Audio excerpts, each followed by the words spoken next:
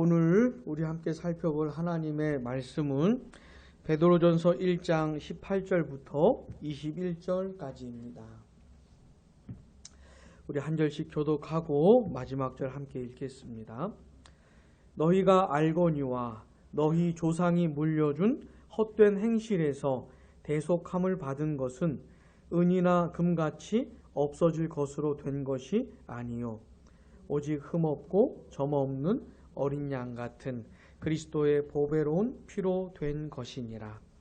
그는 창세 전부터 미리 알린 바 되신이나 이 말세에 너희를 위하여 나타내신 바 되었으니 너희는 그를 죽은 자 가운데서 살리시고 영광을 주신 하나님을 그리스도로 말미암아 믿는 자니 너희 믿음과 소망이 하나님께 있게 하셨느니라. 아멘. 자, 지난 시간에는 우리가 예수님을 믿고 구원을 받은 사람들에게 명령되고 있는 삶에 대해서 생각을 해 보았습니다. 어떤 사람이 진짜 예수 믿는 사람이고 그래서 구원받은 사람이라면 이 구원받은 사람다운 삶이 있는 겁니다. 그러니까 구원과 삶은 같이 가는 것이지 구원은 구원이고 삶은 삶이고 예수 믿는 건 믿는 거고 사는 건 사는 거고 이렇게 생각하는 것은 성경과 맞지 않습니다. 자, 구원과 삶은 항상 함께 가는 겁니다. 그래서 성경은 구원에 대해서 말을 해줘요. 우리가 받은 구원이 뭐냐? 이게 얼마나 은혜로운 것이냐? 이런 얘기를 먼저 한 다음에 그 다음에는 삶을 말하는 겁니다. 너 구원받은 게 맞으면 이렇게 살아야 돼 라고 하는 것이죠. 그래서 성경이 요구하는 삶을 살면서 그 삶을 통해 가지고 나는 예수 믿는 사람입니다 라고 거꾸로 증명을 해 나가는 것입니다. 삶은 삶이고 믿음은 믿음이고 계속 이런 식으로 가면은 교회는 계속 욕먹게 돼 있습니다. 성도는 계속 욕먹게 돼 있어요. 그런 것이 아니고 구원을 받은 자답게 살아가야 하는 것입니다. 그래서 지난주에 우리가 살펴봤던 중요한 말이 뭐냐면 그러므로 라는 말이죠. 그러므로. 너 구원을 받은 것이 맞느냐? 구원이 이런 것인데 그게 받은 것이 맞느냐? 그 다음에 그러므로 그에 따른 삶을 말해준 겁니다.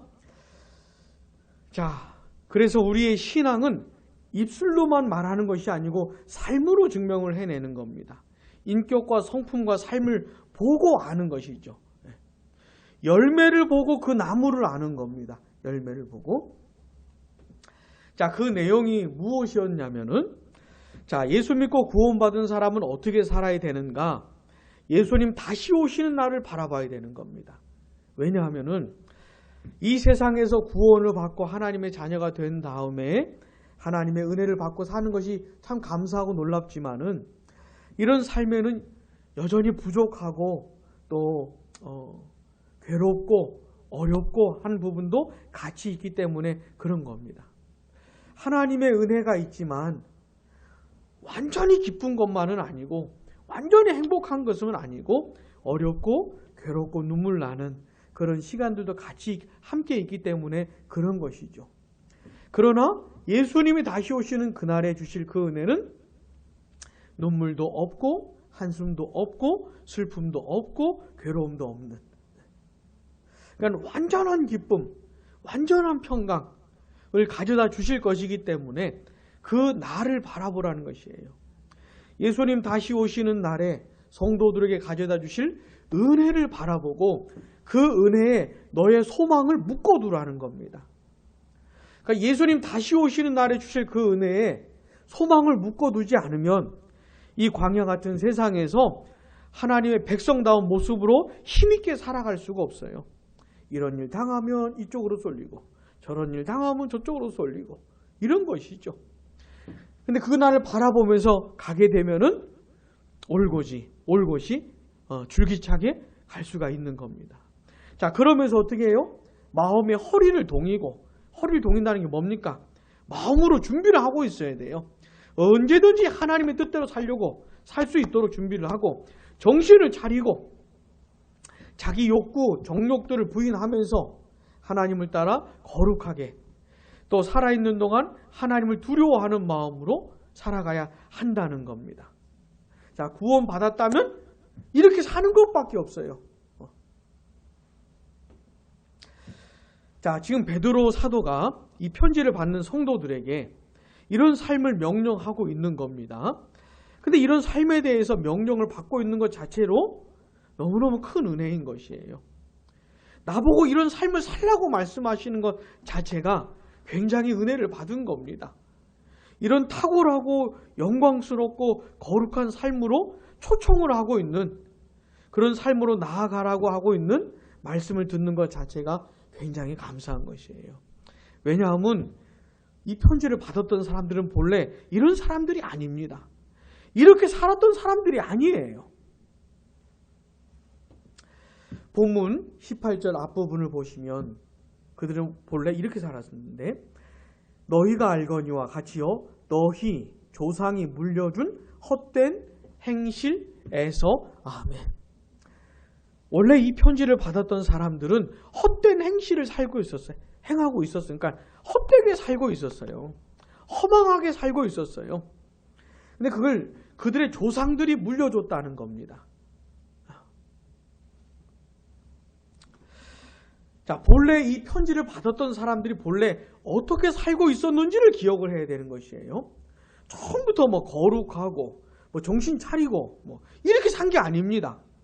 그냥 원래 살던 삶이 있었어요.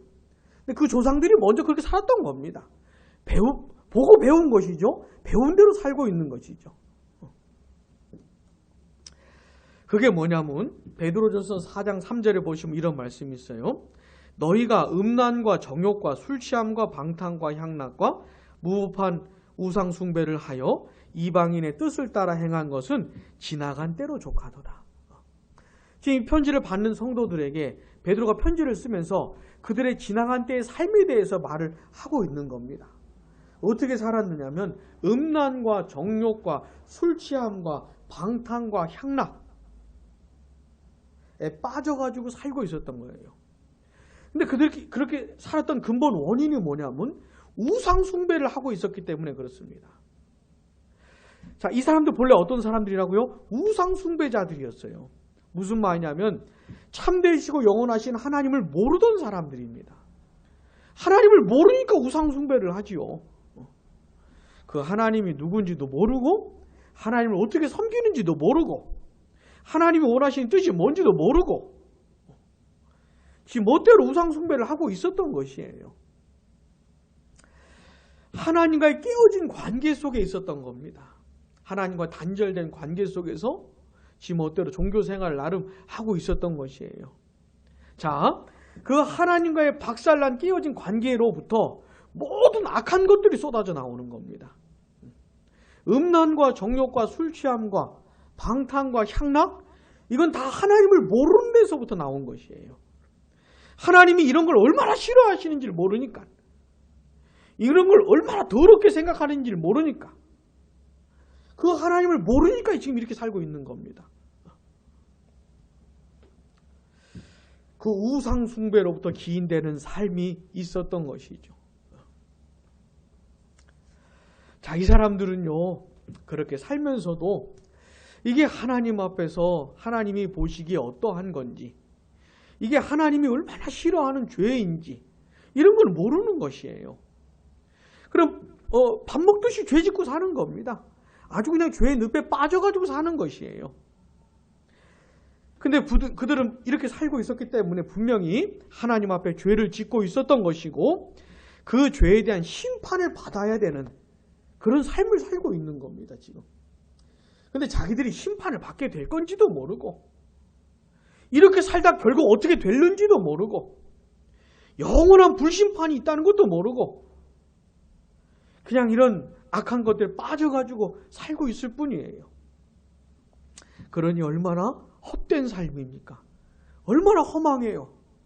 얼마나 어리석습니까? 자, 이 편지를 받았던 사람들이 본래는 어떤 사람들이었는지를 기억해야 되는 겁니다. 그런데 그들이 대속함을 받았다는 것이에요.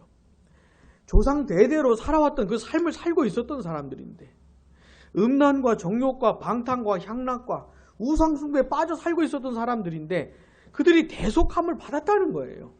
이 대속함을 받았다는 게 무슨 말이냐면 건짐을 받았다는 겁니다.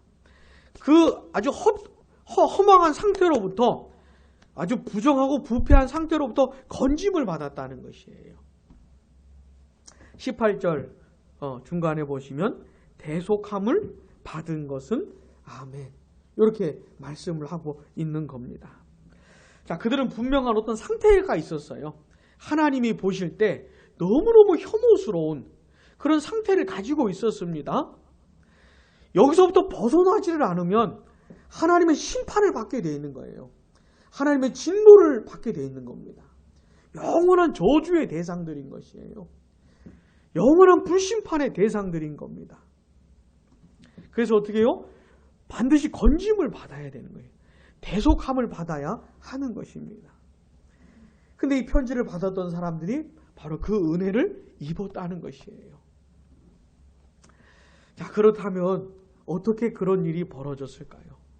어떻게 이렇게 악하고 음란하고 더럽게 살아가던 사람들이 어떻게 대속함을 입을 수 있는 것일까?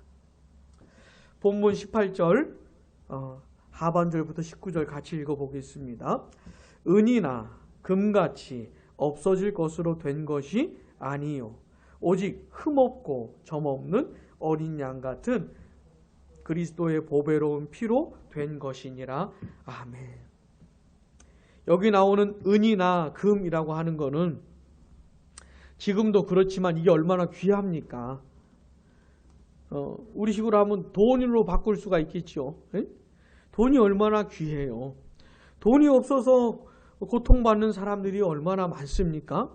그러니까 표현할 수 있는 최고의 걸 표현하는 거예요. 사람들이 귀하게 생각하는 그게 은이나 금으로 말하는 겁니다. 근데 대속함을 받는 것은 그 정도로 된 것이 아니라는 거예요. 은이나 금도 다 없어질 것들인데 그런 하찮은 것들로 이런 일이 된 것이 아니고 19절에 보니까 무엇으로 됐다고 하는 겁니까? 그리스도의 피로 된 것이다. 이렇게 말하는 겁니다. 그리스도의 피로 됐다. 자, 한번 생각을 해보셔요. 이게 이제 복음인데, 이 복음입니다. 자, 이 편지를 받았던 성도들이 그런 참 비참한 상태에 있었어요. 근데 여기서부터 건짐을 받은 겁니다. 무엇으로요? 그리스도의 피로. 이게 그럼 무슨 말일까요? 무슨 말일까요? 자, 그리스도의 피라고 하면 예수 그리스도의 십자가 사건을 말하는 겁니다. 십자가 사건을 말하는 것이에요. 그분이 고난을 당하시고 죽임을 당하신 그걸 말하는 겁니다. 근데 예수님은 그냥 고난 당하시고 피 흘려 죽으신 그것이 아니고 예수님이 그렇게 피를 흘리시면서 우리들을 대신하는 이 죄값을 치른 것이에요. 자, 이 편지를 받았던 사람들에 대해서 생각을 해보자면은 그들은 음란과 정욕과 방탕과 향락과 우상숭배에 빠져 살았기 때문에 그것에 합당한 대가를 치러야 되는 겁니다. 그런 죄를 지었기 때문에 값을 치러야 되는 것이에요. 우리 하나님은 어떤 분이시냐면 봐주고 넘어가시는 분이 아닙니다. 죄를 지은 대로 갚으시는 분이세요. 자, 우리가 지난주 살펴봤던 내용이 뭐냐면 17절 봐보세요. 외모로 보시지 않고 그 다음 같이요. 각 사람의 행위대로 심판하시는 이분이 우리 하나님이세요. 죄 지은 대로 갚으십니다. 그러니까 예수님이 십자가에서 죽으신 거는 그냥 죽은 게 아니고 하나님의 심판을 받은 사건이에요. 하나님의 진노를 받은 사건, 저주를 받으시고 영원한 지옥 형벌을 받으신 사건이 십자가 사건입니다. 근데 우리 하나님은 행한 대로 갚으시는 분인데 예수님은 지은 죄가 하나도 없거든요. 한 번도 죄를 지어본 적이 없어요. 한 번도 하나님의 뜻에 어긋나 본 적이 없어요. 그러니까 받을 심판이 없는 겁니다. 근데 예수님은 심판을 받으시고 저주를 받으신 건데 그럼 이게 도대체 무슨 말인 건가요? 예수님 자신의 죄값이 아니고 다른 죄인들의 죄값을 대신 치른 거예요. 그런 사람들, 음란과 정욕과 술 취함과 방탕과 정욕에 빠져 살았던 사람들의 그 죄를 짊어지시고 대신 심판받으시고 대신 저주받으시고 대신 벌받으신 것이죠. 자, 그러면서 그 사람들을 대속해 주신 겁니다. 자신이 대신 죽으면서 대신 심판을 받으면서 대신 값을 다 치르면서 이 사람들을 건져 주신 것이죠. 그 비참한 상태로부터 꺼내 주신 것입니다. 자, 19절 앞부분에 보시면 오직 흠없고 점없는 어린 양 같은 이런 표현이 나오는데, 흠없고 점없는 이 표현은 구약시대에 그 제물을 가리킬 때 쓰는 표현입니다. 구약시대에 보면 제사가 많이 나오잖아요.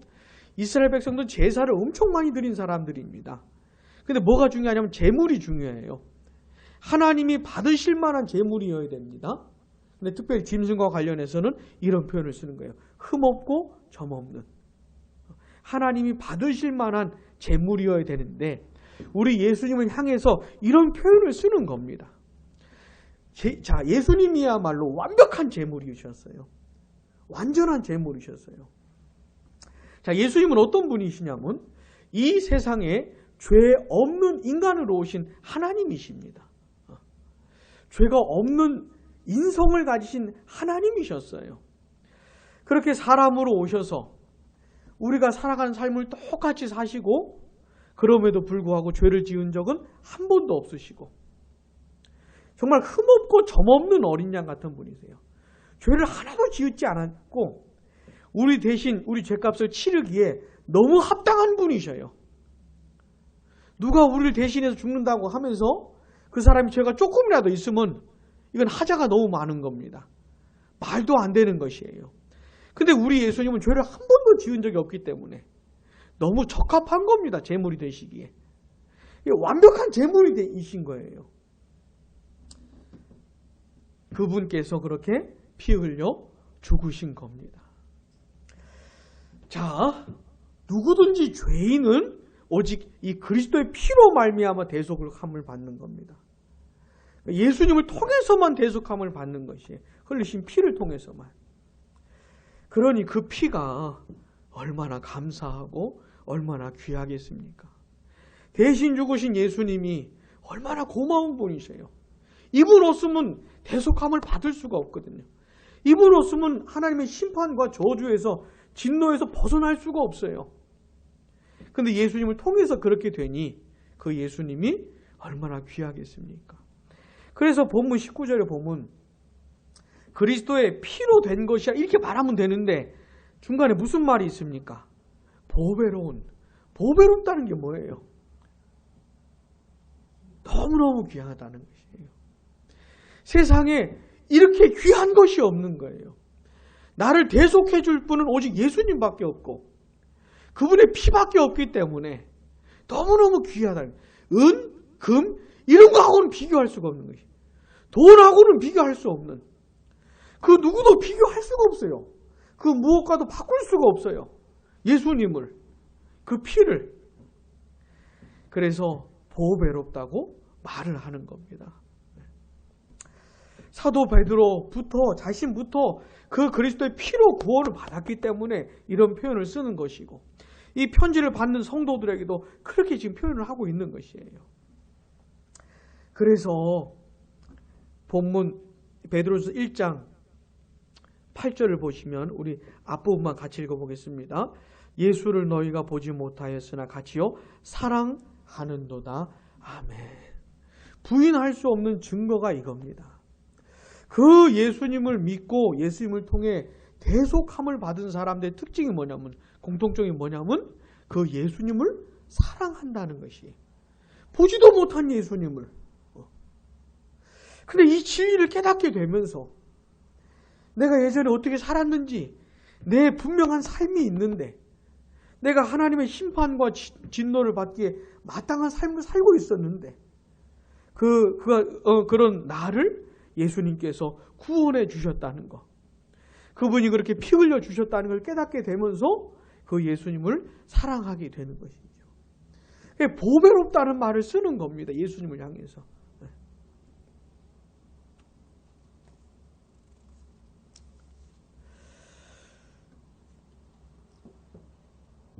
그러면서 이 사도 베드로는 그 예수 그리스도께서 어떤 분이신지를 말씀을 해주고 있는데 참 신비로운 얘기를 하고 있습니다. 본문 20절 같이요. 그는 창세 전부터 미리 알림 바 되신 이나 이 말세에 너희를 위하여 나타내신 바 되었으니 아멘. 자, 20절에 나오는 그가 누굴까요? 19절에 나오는 그리스도를 말하는 겁니다. 그 예수 그리스도는 어떤 분이신가 하면 창세 전부터 미리 알림 바 되신 이다. 이게 무슨 뜻일까요? 창세 전부터 미리 알리신 바 된 분이다. 이게 무슨 뜻일까요? 자, 창세 전이면 언제예요? 천지 창조 전이죠. 자, 하나님이 우주 만물을 만드시기 전에 뭐가 있었습니까? 에? 그렇지, 아무것도 없었죠. 아무것도 없었겠죠가 아니고 아무것도 없었어요. 무로. 그 이제 중요한 라틴어가 뭐가 있냐면 엑스 니힐로라는 말이 있어요. 그러니까 무로부터 아무것도 없었던 상태로부터 하나님이 창조를 하신 겁니다. 그러니까 창조는 아무 곳에나 갖다 붙여 쓰면 되는 게 아니고 아무것도 없었던 상태로부터 이 온 우주 만물을 만드신 걸 창조라고 하는 것이에요. 도대체 아무것도 없는 게 뭔지 우리는 알 수가 없지만 다 있는 상태에서 태어나서 살았기 때문에 본 적이 없지만 그런 겁니다. 자, 근데요, 그 창세 전에 그럼 아무것도 없었을 때 창세 전에는 누구만 계셨던 거냐면 삼위 하나님만 계셨던 거예요. 영원하신 삼위 하나님, 성부, 성자, 성령 하나님만 계셨던 것인데 그 성부, 성자, 성령 하나님 중에서 바로 그 성자 하나님이 장차 오실 그리스도로 미리 알림 바 되셨다 이 말입니다. 삼위 하나님 사이에서 이건 삼위 하나님의 신비 가운데 나오는 그런 얘기예요. 성부, 성자, 성령 하나님 중에서 성자 하나님이 장차 오실 구원자가 되는 것에 대해서 미리 알려졌다 이 말입니다. 하나님께서는 그분의 무한한 지혜 가운데 장차 지으실 사람이 그 의로움을 얼마 유지하지 못할 것을 아셨던 것이고 그 죄인들을 구원해야 될 필요가 있는 것도 아셨던 것이고 그 일을 성자 하나님이 하시는 걸로 이렇게 아셨던 것이죠. 그게 20절 앞부분의 그 내용인 겁니다. 우리 같은 이 어리석은 인간으로서는 도무지 상상도 할 수 없는, 그러니까 우리의 구원이 최근에 일어난 것이 아니고 창세 전부터 얘기됐던 겁니다. 창세 전부터 구원이 시작이 됐던 것이죠. 바로 그 성자 하나님께서 때가 되어서 세상에 오신 겁니다. 근데 그걸 뭐라고 하냐면 이 말세에 누구를 위해서요? 너희를 위하여 나타내신 바 되었으니 아멘. 이 편지를 받았던 성도들을 위해서 예수님께서 나타나셨다라고 말씀을 하고 있는 겁니다. 도대체 이게 무슨 내용일까요? 창세 전에 성부, 성자, 성령 하나님께서 계셨는데 그 삼위 하나님 사이에서 구원을 성자 하나님이 구원자로 오시는 것을 미리 알려진 내용이었고 그 다음 세상을 창조하시고 사람도 지으시고 수천년의 시간이 쭉 지나가는 중에서 어느 때가 되었을 때 그 성자 하나님이 사람으로 오신 겁니다. 그분의 이름이 뭐예요?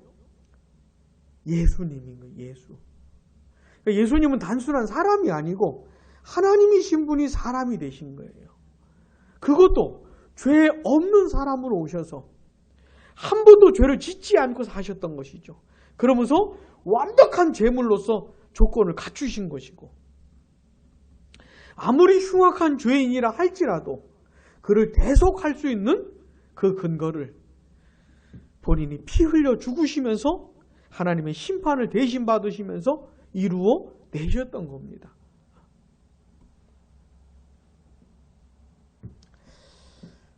자, 그런데 그 예수님, 그렇게 오셔서 죽으신 예수님을 하나님이 다시 살리시고 영광을 주셨다 이렇게 말합니다. 21절 같이요. 너희는 그를 죽은 자 가운데서 살리시고 영광을 주신 하나님을 그리스도로 말미암아 믿는 자니 너희 믿음과 소망이 하나님께 있게 하셨느니라. 아멘. 예수님이 그렇게 피 흘려 죽으시면서 죄값을 치르셨는데 예수님이 죽은 자 가운데 그냥 계속 계신 게 아니고 하나님께 다시 살리신 겁니다.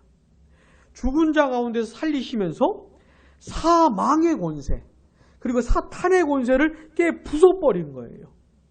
사망의 종로로 타고 사탄의 종로로 타는 죄인들을 구원해낼 수 있는, 건져낼 수 있는 그 일을 이루신 겁니다. 그렇게 다시 살리신 예수님을 어떻게 해요? 하늘로 올라가셔서 하나님 보좌 우편에 앉으시면서 존재하는 모든 것들보다 뛰어난 이름을 주시고 그 예수님을 그렇게 높이셨던 겁니다. 예수님께 영광을 주셨던 것이죠. 자, 그 하나님을 예수님을 통해서 믿는 사람들이 바로 성도들인 겁니다. 자, 우리가 이제 구원에 대해서 이해를 할 때 구원의 내용이 참 많습니다. 그러니까 예수님 믿고 구원받고 천국 가고 끝 이러면 안 되고 예수 믿고 구원받고 천국 가자 이러면 너무 간단한 거예요. 얘기가 너무너무 간단한 거예요. 구원이라고 하는 그 말 속에는 그 내용 속에는 참 많은 것이 있습니다. 근데 예수님이 그 구원을 이제 죄인들이 구원받을 수 있는 그 근거를 예수님이 완성을 하셨어요. 죽으시고 부활하시면서. 근데 그 일을 하나님 아버지께서 하신 것이고 그 다음에 그 예수님을 통해서 하나님을 믿게 되는, 하나님께로 나아갈 수 있게 되는 것인데 그 예수님을 믿는 믿음을 누가 주셔요? 하나님이 주시는 겁니다. 구원이라고 하는 것이 너무 이방적이에요. 그러니까 어째 죄다 하나님이 다 하신 것 같아요. 그죠? 창세전부터 구원에 대해서 생각을 하시고 염두에 두셨던 분도 하나님이시고 때가 되어서 그 아들을 보내신 분도 하나님이시고 그 아들이 오셔서 죽으시고 부활하시면서 다 이루셨고 그 다음에 그 아들을 믿음으로 구원받는 것인데 그 믿음도 누가 주셔요? 하나님이 주시는 것이고 그러니까 우리 같은 죄인들은 주신 믿음을 가지고 반응했을 뿐인 겁니다. 그 어찌 보면 너무 이방적이죠. 구원이라는 것이. 하나님이 다 하신 것이죠. 그러니까 하나님이 다 하신 것이에요. 왜 그렇게 했느냐면 우리의 믿음과 소망을 하나님께 두게 있게 하려고 이렇게 했다는 것이에요. 자, 오늘 우리는요. 이 사도 베드로가 이 편지를 받는 성도들에게 쓴 내용을 통해서 도대체 그들이 어떻게 살았었고 어떤 상태에서 대속함을 입었는지 또 무엇으로 그렇게 된 것인지 이런 내용을 살펴본 겁니다. 근데 이거는 이 편지를 받았던 성도들 뿐만 아니라 예수님을 믿는 모든 사람들에게 그대로 적용되는 겁니다. 그대로 적용이 되는 것이에요. 자, 이 세상에 태어난 모든 사람들은 태어날 때부터 하나님과 깨어진 관계 속에서 태어납니다. 하나님을 몰라요. 참되시고 영원하신 그 진짜 하나님을 알지를 못합니다. 그러면서 하나님이 아닌 다른 것들을 사랑하고 다른 것들을 의지하고 돈이든 사람이든 뭐든 간에 그걸 의지하고 사는 것이에요. 그게 다 우상 숭배예요. 그러니까 참되시고 영원하신 진짜 하나님을 의지하지 않고 그분을 바라보지 않는 건 다 우상 숭배인 겁니다. 하나님보다 돈을 더 의지한다든지 하나님보다 사람을 더 사랑한다든지 자기 자신을 더 사랑한다든지 이거 다 우상 숭배예요. 다. 이 세상 모든 사람들은 다 그렇게 우상 숭배를 하면서 사는 겁니다. 그러니까 하나님을 섬기지 않는 사람들은 우상숭배로 빠질 수밖에 없어요. 자, 그 하나님과의 깨어진 관계로부터 모든 악한 것들이 솟아나오는 겁니다. 베드로전서에서 말하는 대로 음란과 정욕과 술 취함과 방탕과 탐욕, 이게 다 거기서부터 나오는 것이에요. 사람들은 다 그렇게 살고 있는 겁니다. 모두 다 대속함을 입어야 하는 그런 상태에 있는 것이죠. 자, 건짐을 받지 못하면 하나님의 진노와 심판을 받을 수밖에 없습니다. 영원한 멸망을 당할 수밖에 없어요. 지금은 음란과 정욕과 탐욕에 빠져서 즐거움을 맛보며 살지는 모르겠지만 이제 머지않아 심판을 받게 될 겁니다. 평생 죄짓고 산 것에 대해서 행한 대로 갚으시는 하나님의 심판을 받게 될 것이에요. 그래, 이 세상 모든 사람들은 다 무슨 필요가 있는 겁니까? 대속함을 받아야 하는, 건짐을 받아야 하는 필요가 있는 것이에요. 자, 그런데 그런 사람들 중에 어떤 죄인들이 대속함을 입더라 하는 것입니다. 구원을 받더라 하는 것이에요. 하나님의 진노와 심판으로부터 벗어나더라는 겁니다. 그 비참한 상태로부터 건짐을 받는다는 것이죠. 어떻게 해요? 그리스도의 보배로운 피로 말미암아. 예수님이 그들을 위해서 이 세상에 오셨고 그들을 위해서 죄값을 치르시고 그들을 위해서 심판을 받으시고 저주를 받으셔서 그들을 건져 주신다고 하는 겁니다. 자, 이런 예수님의 십자가 이야기, 예수님이 벌받은 이야기, 이런 것들을 들을 때 하나님께서 어떤 사람들에게 믿음을 주셔요. 아무리 예수님 이야기를 들어도 이게 자기 얘기로 와닿지 않는 사람들 너무 많습니다. 만약에 우리에게도 은혜를 안 베푸셨다면 여전히 이게 나하고 아무 상관없는 것이죠. 자, 예배당에 나올 수는 있습니다. 참 특이한 사람 같긴 해요.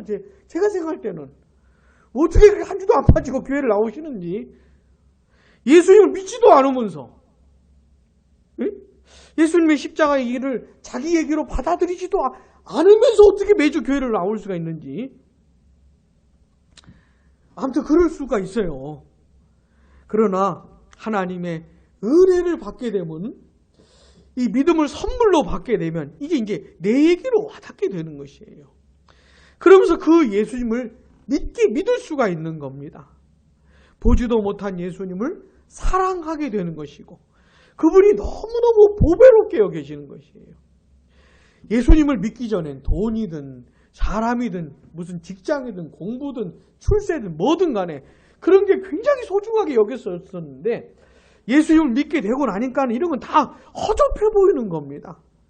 이런 것에다가는 보배롭다는 말을 쓸 수가 없는 것이에요. 예수님과 비교해서 보니까 그렇게 예수님을 대하는 태도가 달라지는 것이죠. 자, 우리가 만약에 구원을 받았다면은 이건 순전히 하나님의 은혜인 겁니다. 하나님의 은혜. 하나님이 다 하신 것이죠, 다.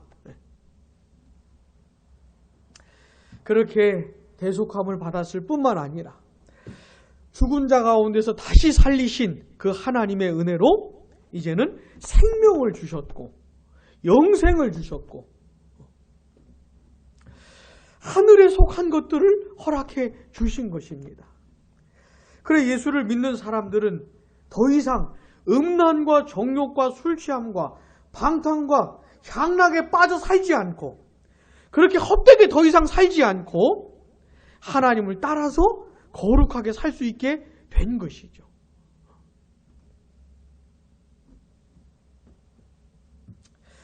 사랑하는 여러분, 우리가 구원받은 게 맞습니까? 우리가 예수 믿는 사람 맞습니까? 그렇다면 이게 뭐라고요? 하나님의 은혜인 거예요. 하나님의 은혜. 죽었다 깨라도 내 스스로는 예수를 믿을 수가 없어요. 전혀 땡기지가 않는 분인데 전혀 관심이 안 가는 분인데 하나님의 은혜로 그렇게 된 것이죠. 또 그 예수님은 창세 전부터 계셨던 분이셨는데 때가 되어서 날 구원하기 위해 이 세상에 오셨고 그 모든 일들을 다 감당해 내신 것이니 그분이 얼마나 고맙고 감사한지 모릅니다.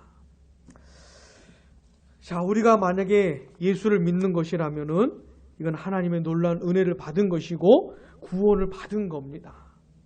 자, 구원을 받은 사람에게는 뭐가 따라온다고요?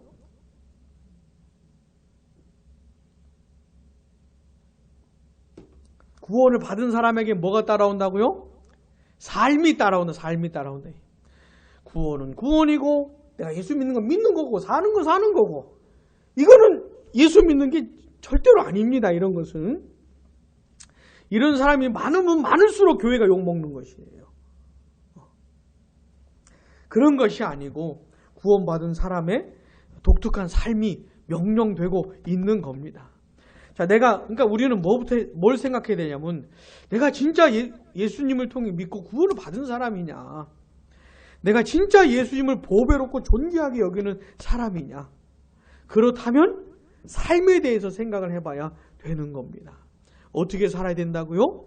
그 예수님 생각을 하면서 사는 것이죠.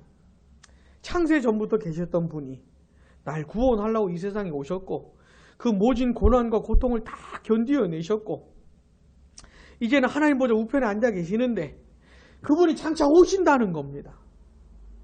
그러니까 구원받은 사람은 예수님께 집중을 하고 있는 사람인데 지금은 하나님 보좌 우편에 계시다가 나중에 오신다는 거예요. 그러니 기다려지지 않겠습니까? 게다가 그분이 어떤 은혜를 가져다 주신대요. 내가 예수 믿고 구원받고 이 세상에서 맛봤던 것들과는 너무 다른, 본질적으로는 똑같은 거지만은 완전한 기쁨과 평강과 이런 것들을 가지고 오신다는 겁니다. 그러니까 그날을 기다리면서 이 광야 같은 세상에서 하나님을 경외하는 마음으로 하나님을 무서워해야 되는 것이죠. 이런 사람들이 있어요. 구원받고 이렇게 한다면서 하나님을 굉장히 쉽게 생각하는, 자기가 구원받았다 그러고 하나님이 자기를 사랑한다라고 하면서 하나님을 되게 쉽게 생각을 하는, 이거는 전혀 성경적인 신앙이 아닙니다. 그 사람은 진짜 예수를 믿는 것인지 그냥 자기 친구처럼 생각을 하는 그런 것이 아니고 하나님을 두려워하는 마음으로 예전에 살던 삶, 방탕과 향락과 정욕, 하나님을 무서워해야 이런 걸 끊을 수가 있지요. 지 멋대로 살면서 하나님을 우습게 생각하니까는 지금도 그러고 있는 거 아닙니까? 그러니까 하나님을 무섭게 생각을 해야 옛날에 살던 삶을 끊어버릴 수가 있는 것이죠. 그러면서 정신을 차리고 마음의 허리를 동이고 하나님을 따라 거룩하게 살라고 하시는 이 명령을 따라서 살 수가 있는 겁니다. 부디 우리가 구원받은 하나님의 은혜가 세월이 가면 갈수록 더 깊이 알게 되기를, 경험되기를 축복합니다. 그에 따른 마땅한 삶으로 힘있게 나아가는 또한 우리가 되기를 바랍니다. 기도하겠습니다. 권사님, 기도하겠습니다.